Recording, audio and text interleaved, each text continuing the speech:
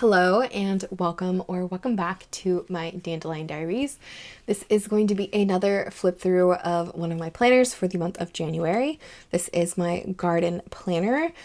So right off the bat, this is housed in a Sojourner cover. This is the 𝗦𝘃𝗁𝗍𝗍 size, and this houses the N1 Common Planner compact version, not the full year. It's not the big chunky one. I did end up adding a little charm to this just because it was pretty. It's a little pressed flower inside like, I guess glass, plastic. I don't know. I just thought it was cute. Opening this up, I still have this cover housed in the plastic Sterling Ink N1 compact plastic clear cover. It's been fine. I have no problems with this one. Some of the other planners I do have problems with. And anyways, moving on. I have really been enjoying using this planner for the garden space. So I went ahead and started my seeds in January, and I will show you how I am logging that in this planner. Overall though, I would say it's mainly just a bunch of tasks. But let's go section by section. So in the year at a glance section, I have been using this for precipitation tracking and also like documenting the first and last frost of the year, just based on the almanac where I'm at. So for January, we did have quite a bit of rain. I would say for winter, we had like a week straight of just straight rain, which was brutal. But we also had our first snow. So first snow of the year in Texas, which is kind of a big deal because it doesn't usually snow in Texas, at least where I'm at. And yeah, we only got like a couple inches, so it wasn't really a big craziness, but we'll see what happens in February. We usually get snow in February for sure. So interesting to see that we had our first one in January. I still have not done anything with this section. I do want to draw out my garden once we get closer to spring. So I will likely have a section for the spring side and a section for the fall side. Although I'm tempted to just kind of make this all one big space. I haven't really decided yet. Same for my vegetable growing table. I haven't really added anything to this except for celery because we are going to try to grow celery this year. So I wanted to make sure that I documented when the start and stop times are for that. And then for the quarterly section, this is what it has ended up looking like. So I'm going to zoom you guys in just to see this a little bit better. So for the quarterly side over here, I went ahead and split my quarters based on season. So quarter one for me is more of like the winter season because it includes January and February, where it's usually absolutely freezing cold. And like I said, we get snow, so that's pretty wintry to me. And then March, usually towards the end of March, is when we finally start seeing real spring weather, or it finally develops into full spring. So I'm including March into winter just because April is usually when really full spring starts full on. Anyways, for the quarter up here, I wanted to dedicate it to the tasks by season. So for winter tasks, these are things like maintaining all of our equipment, making sure we're getting our paths cleared, gardens ready to go, fence maintenance, any new kind of animal construction, and then also just any kind of maintenance that doesn't involve like planting things in the ground outside. However, I will say in the winter, we do start our seeds indoors, which brings me to the next section. So for each month, I plan on having a planted section and then also a harvested section. So obviously it is January, we had snow. There's not really anything I can harvest outside because I'm not growing anything currently. It is all pretty much dead except for our herbs, which are covered up, and I harvest those whenever. I don't really see those as a harvest unless I'm doing a bulk harvest. I'm rambling on.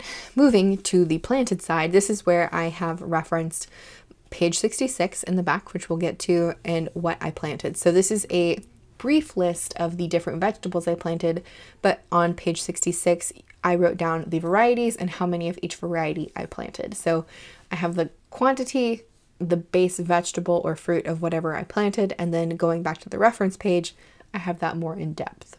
For the other side of the quarterly section, the more tracker side, I have done this as my temperature tracker. So I went ahead and did a little piece of paper that I wrote the key on and just washi taped it on here because I'm going to just move this from quarter to quarter. And then this is what the top looks like underneath. I haven't done anything with this. I don't know if I'm going to do anything with this. It's just kind of blank for now. But overall, I have been writing the high and low and following my temperature key for the whole month based on whatever color I was supposed to be using. And then I also added stars next to the days that it was below freezing, because those were days that my garden was either covered up or I had to do extra maintenance on those days to make sure that, you know, water pipes don't freeze, our chickens have unfrozen water, whatever. So it's just a little star next to those days for that. And then on the bottom of this section, I have the monthly totals. So this will likely change by month. For January, all we had collecting for January was eggs. So come to the season when we are collecting more of like a harvest of fruits and vegetables, I will have a section for like pounds of tomatoes, potatoes, green beans, whatever it is we're growing, and I'll update it then. But for now, January is just eggs, and we got 50 eggs in the month of January with our 2 chickens, which I'm very proud of my girls and how well they did. Moving on into the monthly section, I did not go back in and backfill December. I decided to just leave it blank, and that is mainly because I wanted to use this when it started, which was in January. I could have gone back and backfilled it, but we left it alone. So for the monthly section in this book, I have decided to make this more functional, since I usually struggle to use the monthly sections. So I wanted to do this more of like a little synopsis of like what happened that day. So this is when we got our first snow, and it was -3 degrees Fahrenheit outside. And then this was the week that it rained for almost a whole week straight. So I also have on here on the full moon, this is when we were supposed to start our seeds, but it was still raining, so we waited. But my boyfriend decided to build the cover for our herb garden, which was absolutely fantastic. So I wanted to note that down here as well. And then this is when we actually started the seeds. And then I added more dirt to our citrus tree pots, because we keep those in pots. All that being said, I basically am just writing down key events for the month in this space. And that way it's not super full. It's easy for me to glance at this and see what's going on. And I don't have to worry about anything super crazy. I did note the holidays somewhat, like the major holidays, I guess, and then also the moons, because I think the new moons are really interesting to plant your seeds and like plants by, and that's just me. So I definitely wanted to note those down as well. But at the bottom, this is where I've kept up with something that was in my previous garden planner, and I like having it in this section way better. So I'm going to turn this around and zoom you guys in. So in my previous garden planners, I have had what I call the planting list. This is pretty much anything that I could plant in January for my zone, which is zone 8. And I have it designated between indoor planting or indoor seed starting, direct planting or direct seed starting outside, and then transplanting. I will say some of you gave me some really good comments on how to abbreviate those things, and I will definitely take that in consideration next year. But since I've already started with this, I'm just going to continue with it.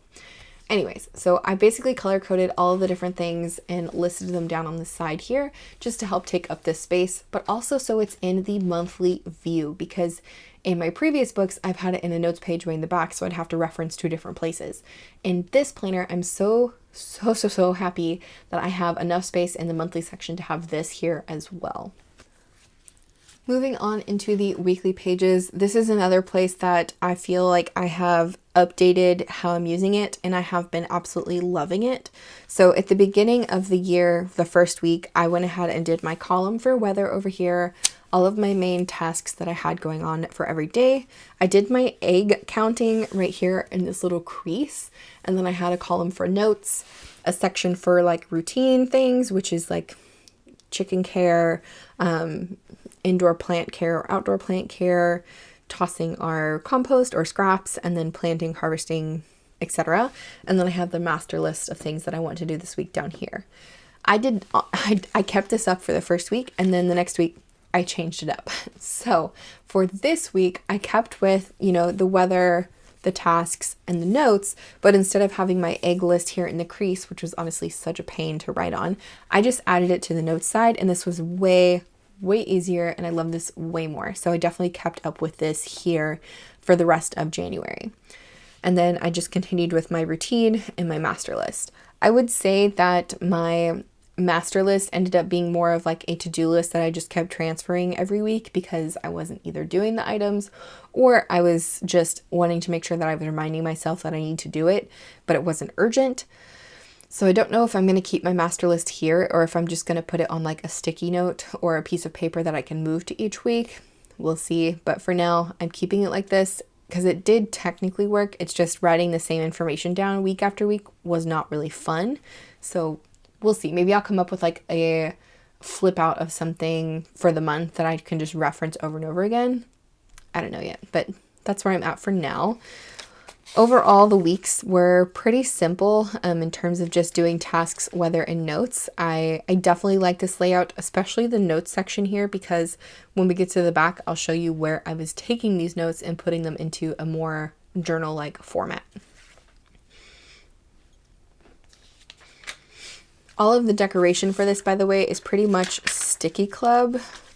So this was the 𝗧𝘂𝘁𝗶. This was the 𝗧𝘂𝘁𝗶. This was the washi tape shop. This was the Moroccan Blue Girls, I think. This was 𝗧𝘂𝘁𝗶, and then this was also 𝗧𝘂𝘁𝗁 here. So this is the current week that I'm filming this on. And basically, I've kept up with, again, weather, tasks, notes, egg counting, routine, and master list. But I really do think I am going to create some kind of flip out for the list of things to do, because it's just been continually the same things. And then if I have things to add to it, then I'll go in that week and add to it, or maybe add on the flip out. We'll see. But overall, I'm really enjoying this, and I do think it is working out for the purposes that I want it to work for. Moving into the notes pages, I have my index page here, which I started with January and then February now. So starting with January, I just did a cover page here. This is the Coffee Monsters Co. And then I started with my weekly journal entries. So I've talked about this in my other garden planner videos, but I like to have a weekly entry versus a daily entry, just because there's not really that much going on that I need to make a daily entry with it. And if there is, then it's probably not going to be in this book. It's probably going to be somewhere else. Anyways, that being said, week 1 and week 2 were really boring, but I like having this space here that I can look at and see what happened for these weeks. This decoration is from the washi tape shop. Again, this is their winter botanicals, I think. I don't remember if there's 2 of them. There's a blue one and a pink one, but I really like the way this looks, bordering the pages. So much so that I continued it for the whole month and basically did every week with the same kind of border. And I think I'm going to continue this with the rest of the months. Is like each month will have like a certain tape that I use just to keep it more consistent. And that way when I look back at it, I can tell which month I'm in. Anyways, this is the rest of January. And like I said, I really like having a weekly entry where I can write down what I'm doing or what happened and look back at it that way, versus just having a daily entry that I have to read through a bunch of things. This long-winded answer is basically just to say, this works for me and I want to continue doing a weekly entry because I like the way it works for me. Moving on into the rest of the notes pages. So after the entry pages, I have a bunch of blank pages that I wanted to use for notes. And this is what I was talking about with the quarterly pages. So if we go back to my quarterly pages up here at the front, I have referenced page number 66. And if we come to this page, it's page number 66. So if I look at page number 66, I can see these are the January seeds that I planted on this day. So I have the vegetable type, the variety, quantity, and then how many days it's going to take for that vegetable or fruit to harvest. This is just an easy way for me to look at this and be like, okay, I planted it on this day. It's going to take this many days to harvest. So then I can go to my monthly pages.